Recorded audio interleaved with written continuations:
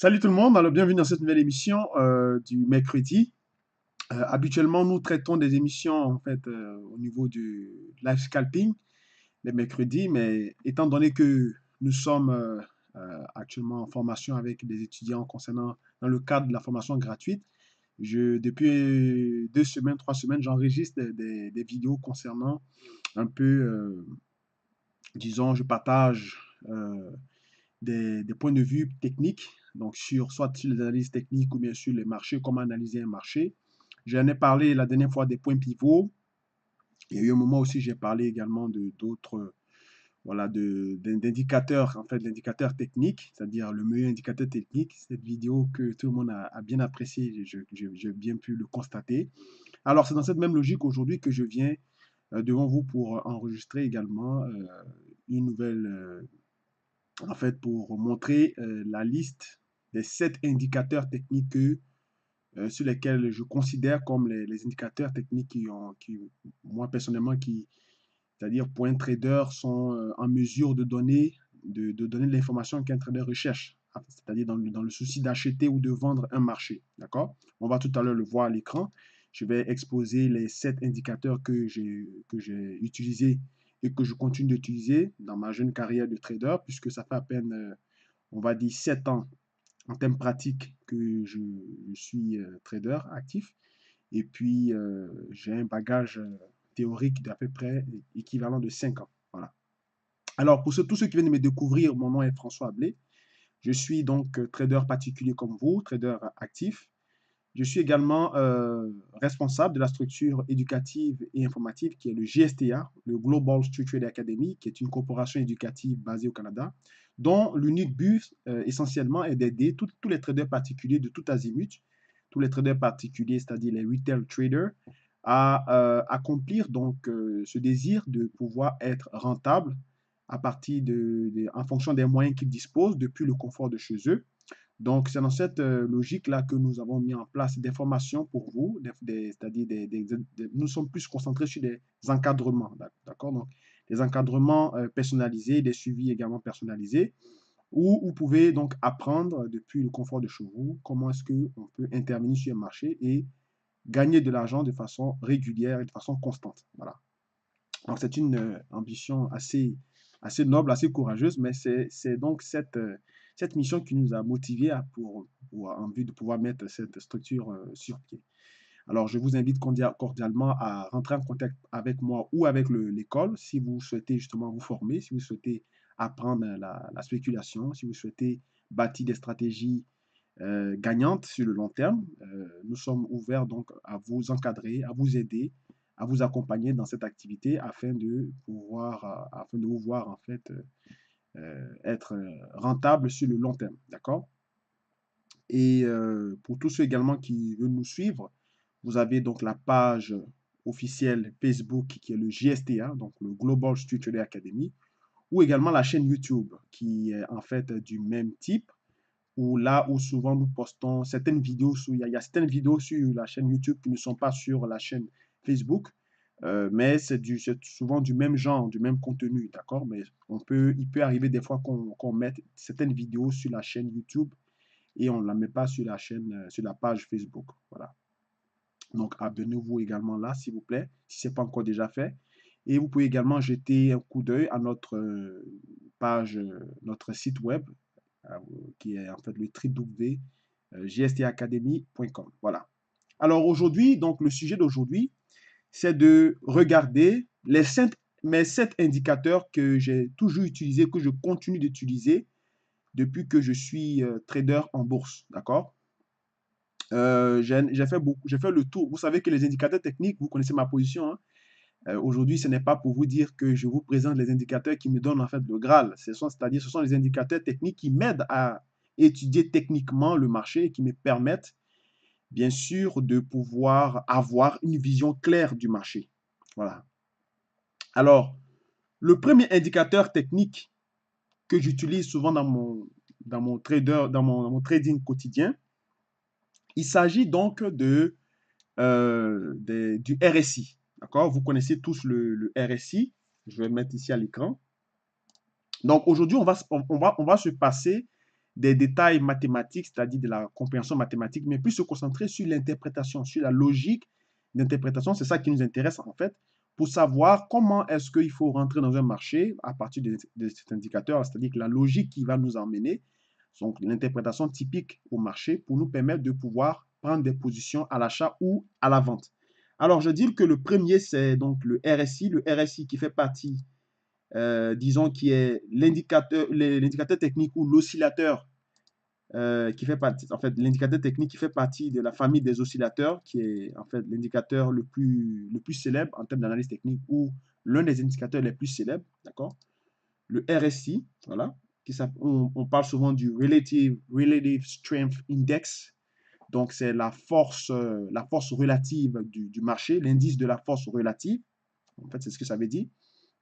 Et l'indice de la force relative veut dire en fait que c'est un ratio, hein, c'est un ratio qui montre en fait le total, c'est-à-dire le total des séances haussières ou le total des séances de cotation haussière sur le total des séances de cotation baissière. Et on voit en général que le barème a été établi au fait que si on a un marché qui est au-dessus, hein, de la zone des 50%, parce qu'en général, vous voyez ici, moi j'analyse souvent les marchés en termes d'horaire, en termes horaires ou en termes journaliers. En général, le RSI, le paramètre de base est de 14 périodes. Moi, il y en a qui mettent souvent, il y a beaucoup de gens, beaucoup de traders qui mettent souvent à 21 périodes. Le paramètre de base est de 14. Moi, j'en mets souvent à 26. Voilà, 26 périodes. Je le mets à 26 périodes.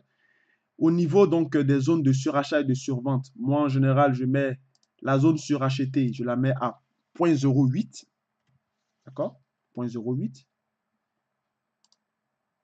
Voilà. Et la zone survendue, voilà, la zone survendue, donc je vais la mettre ici, je la mets à 0.02. Sinon, le paramètre de base, il est à 0.03. Voilà, 0.03. Donc, voici le RSI qui est devant vous en données horaires sur 26 périodes. OK?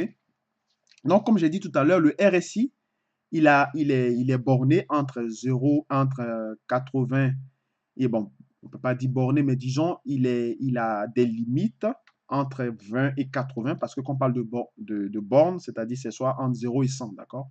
Mais le RSI, il n'est pas borné entre 0 et 100, mais il a des limites où il a des balises entre 20% ou 30% de base, 70%, mais moi je le mets à 20-80, d'accord? Donc quand on est en zone de 20% ou plus bas que 20%, on parle de zone de survente. Donc on dit que le marché est survendu. Généralement, c'est là que certains traders estiment que c'est le meilleur moment de se positionner à l'achat. D'accord? Même si des fois, il faut faire attention. D'accord? Ce n'est pas systématique. Quand on est en dessous de 20%, il ne faut pas acheter automatiquement. Ça dépend. À force de regarder le marché, vous allez voir que au fur et à mesure que vous allez travailler vos graphes, vous allez avoir une certaine habilité ou dextérité à détecter avec le prix actuel le prix actuel des cours que vous voyez sur vos graphes. Vous jugerez si c'est le meilleur moment d'acheter ou vendre.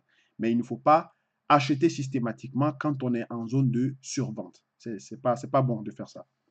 Et aussi, lorsqu'on est dans les zones au-delà des 80, on parle souvent de surachat. Et certains traders expérimentés ou des traders aguerris rentrent dans le marché à ce moment-là et ils cherchent à le vendre.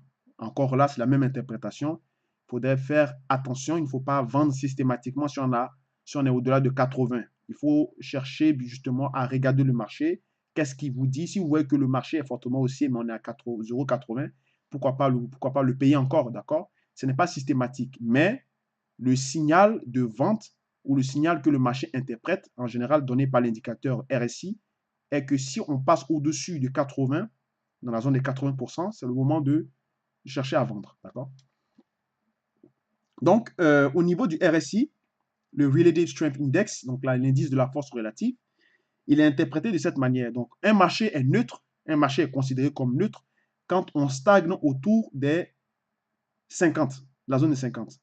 Et en général, le marché utilise comme barème, on le paramètre sur 21 périodes. Moi, j'utilise 26 périodes. Pourquoi? Parce qu'en général, dans une journée, en données horaires, dans une journée, bon, il y a 24 heures, d'accord? Bon, moi, je le mets à 26, donc pour essayer d'avoir un peu plus d'avance sur les séances de cotation à venir, pour me permettre de faire des projections ou des scénarios pour pouvoir justement, pour savoir si le scénario à venir, puisqu'il est en avance, hein, donc ça me permet de voir un peu le ratio ou l'indice de force relative si on est dans une zone d'acheteur ou dans une zone de vendeur, d'accord?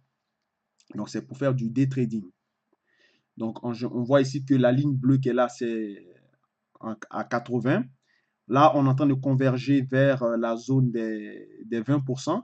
Et actuellement, bien sûr, si j'enlève le curseur sur l'écran, vous voyez que on voit très bien qu'on est à 29,53. Donc, on est vraiment en zone de survente. D'accord? Ça ne veut pas dire qu'il faut chercher à payer le marché. Ça ne veut pas dire ça. On est vraiment baissier en termes de récits. C'est le moment de shorter. C'est quand on passe en dessous de 20% ou bien on vient s'effondrer sur 20%. C'est là en ce moment qu'on cherche à avoir, puisque le marché peut plus, on se considère que le marché ne peut plus aller plus bas que ce niveau. Donc, on va voir que souvent le marché va chercher à se stagner. Et c'est en ce moment là qu'on établit des stratégies pour chercher à le payer. Donc, le RSI, très bon indicateur. Vraiment rien à dire sur cet indicateur. C'est un indicateur qui est très intéressant. Certains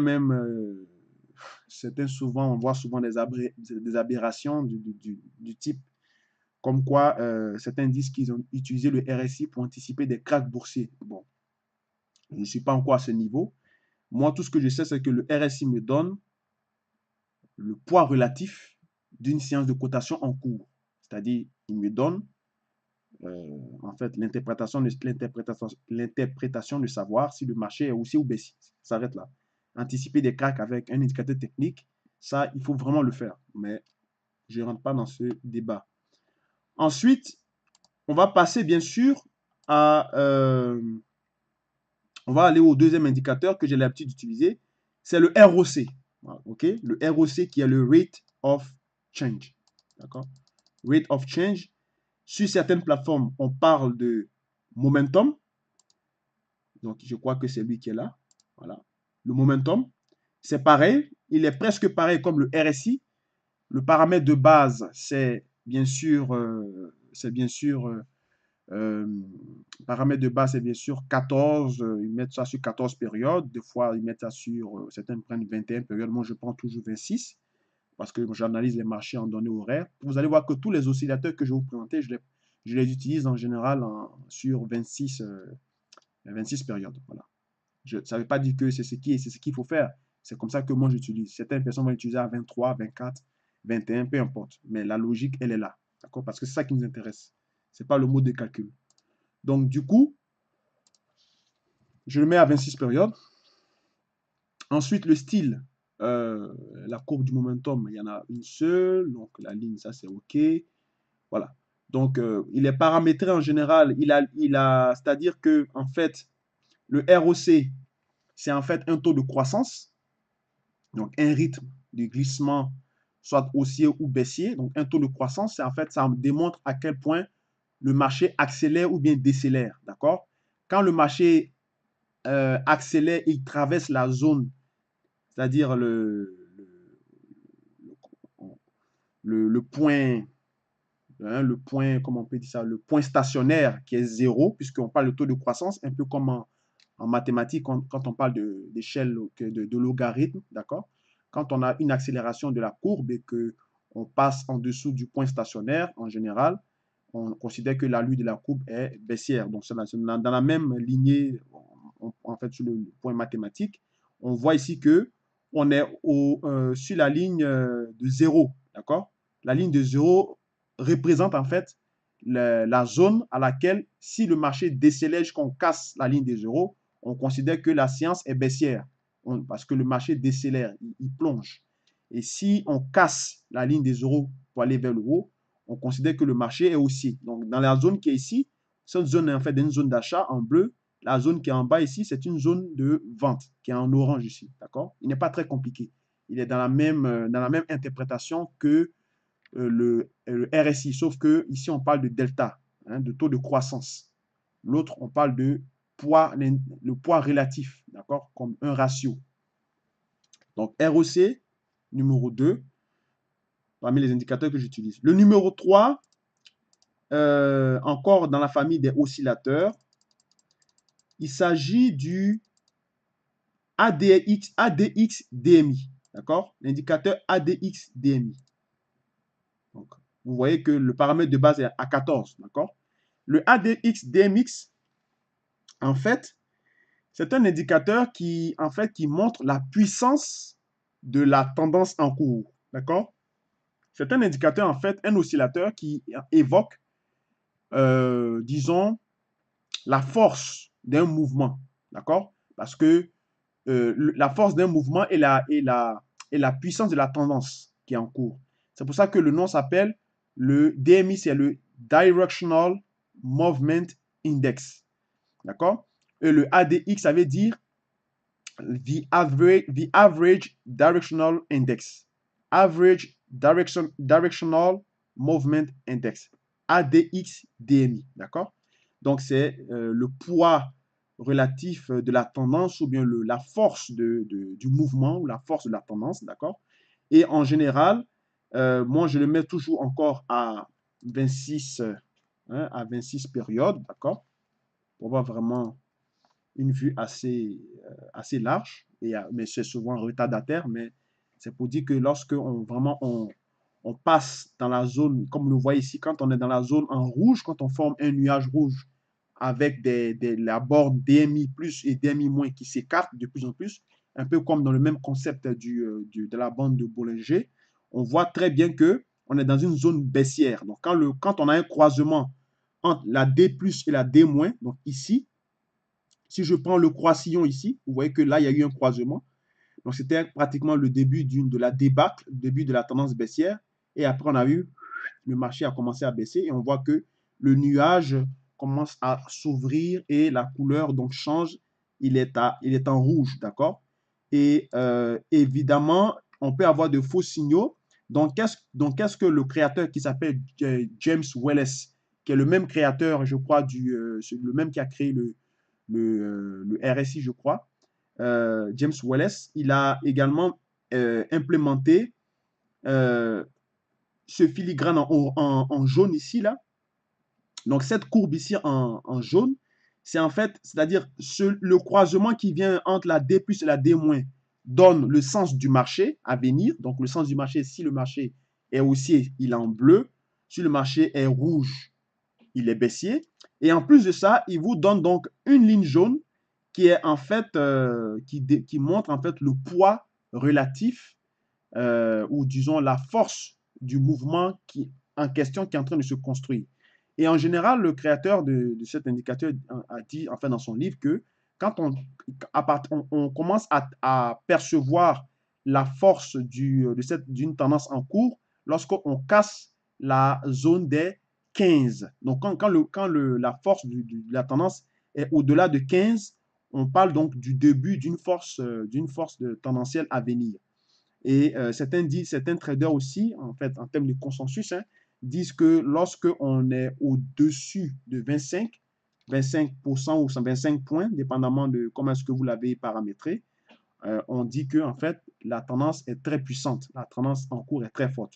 Vous voyez que ici, on est en jaune là, on est à 23,79. Ouais, si je zoome bien, on est à 23,79. Donc, ça veut dire que cette tendance qui est là est très, très forte. D'accord? Même si on n'a pas atteint 25, mais on converge vers le barème qui est 25. Donc, ça veut dire que cette tendance en cours là est très, très forte. D'accord?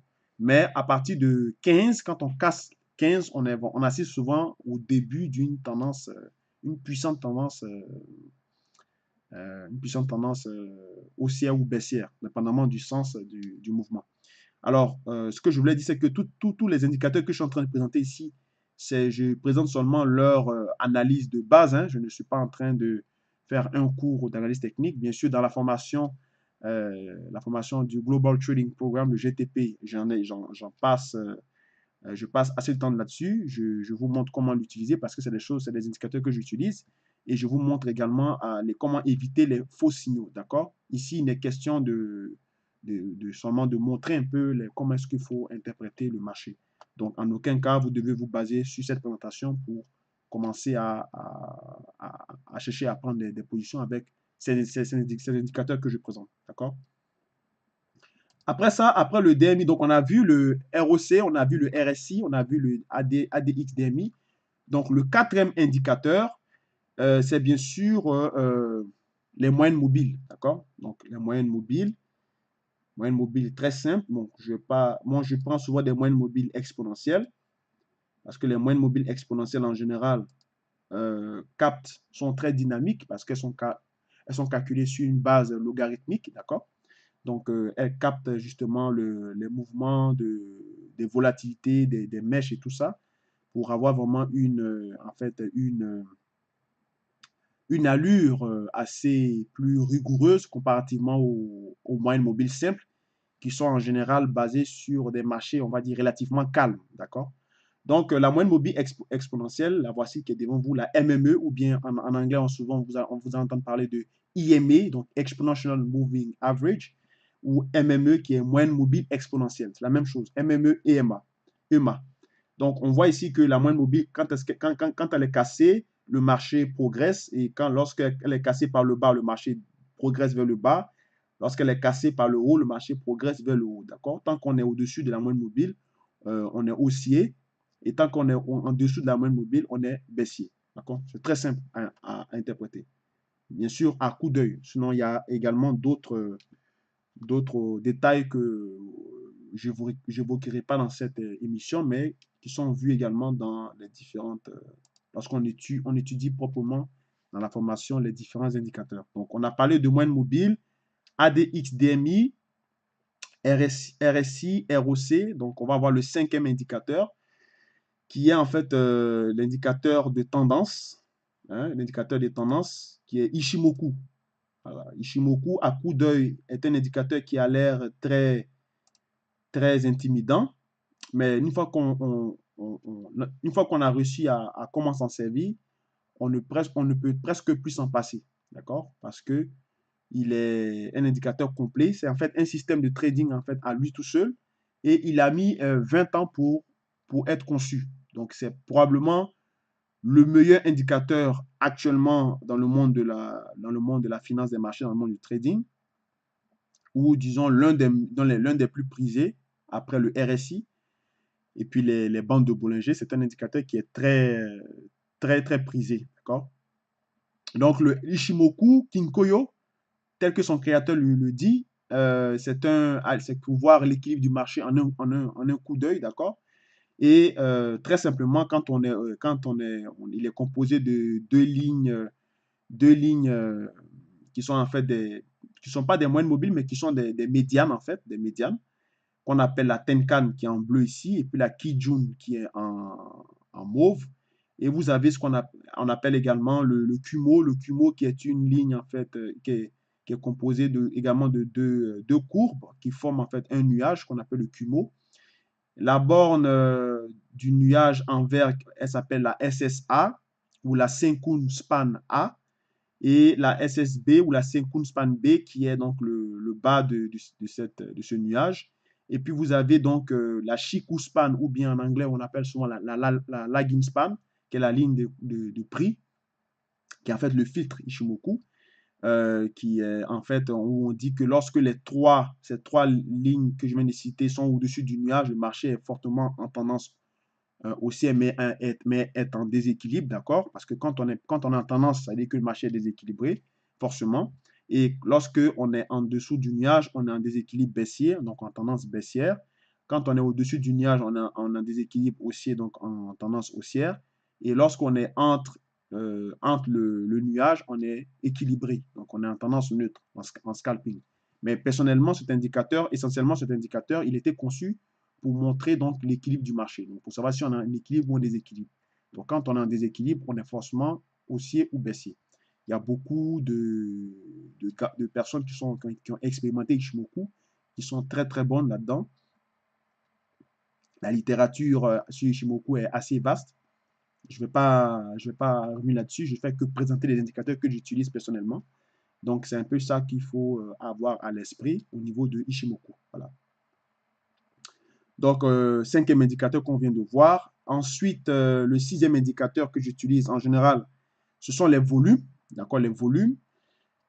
Si vous travaillez en marché futur, vous avez accès à des volumes normalement. C'est très bon parce que les volumes, en fait, symbolisent la quantité de transactions qui s'échangent dans le marché. À partir de là, vous pouvez savoir quand est-ce que c'est le moment d'acheter, quand est-ce que c'est le moment de vendre. Si, par exemple, le marché a beaucoup trop monté et on voit une divergence entre la progression du cours et puis également les volumes, c'est-à-dire les quantités de transactions qui sont sur l'actif en question qui commencent à diminuer, dont on parle souvent, ceux qui travaillent avec les canaux d'ordre, ils disent souvent que le canal d'ordre se vide.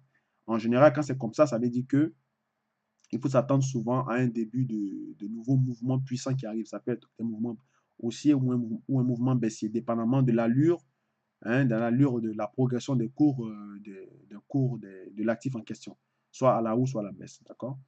Et j'utilise beaucoup les volumes en termes d'échange, d'accord? Quantité d'échange dans le marché, sur les marchés futurs, bien sûr. Mais quand on passe en CFD, vous savez que les CFD en général, c'est comme on dit les contrats, contract for difference, c'est des marchés qui ne sont pas centralisés. Donc, forcément, il ne peut pas avoir de volume, il ne peut pas avoir de vrai volume puisque ce n'est pas des marchés centralisés. Donc, en général, on utilise ici l'indicateur on balance volume, d'accord? On balance volume qui est OBV, qui en fait évoque les notions de accumulation et distribution. Sur certaines plateformes, vous allez voir, c'est marqué, il y a des indicateurs qui sont marqués accumulation, distribution, c'est la même chose, ou bien OBV, qui est on balance volume. Il faut que je le trouve. Je ne sais pas si dans cette place-ci, sur la plateforme de CMC Market, on a cet indicateur. Il me semble que oui, parce que je l'ai déjà vu une fois, à moins que ça ait été retiré. On va voir. OBV, On Balance Volume, ou accumulation et distribution. Donc, en termes économiques, quand on est en phase, quand le marché est haussier, on parle d'accumulation, c'est-à-dire que la demande excède l'offre. Bon, c'est normal que les prix montent. Et lorsque le marché descend, on est en phase de distribution. Donc, ça veut dire que l'offre est supérieure à la demande, d'accord, en termes économiques. Donc, je regarde si je peux avoir cet indicateur pour que vous puissiez le voir un peu. Il me semblait que je l'avais déjà vu une fois. Je vais aller doucement pour le repérer. Accumulation, distribution, ou bien en OBV, on balance volume.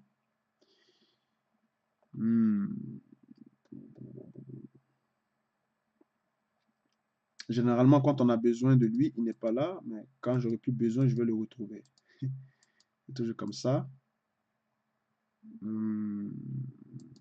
OBV, on balance volume.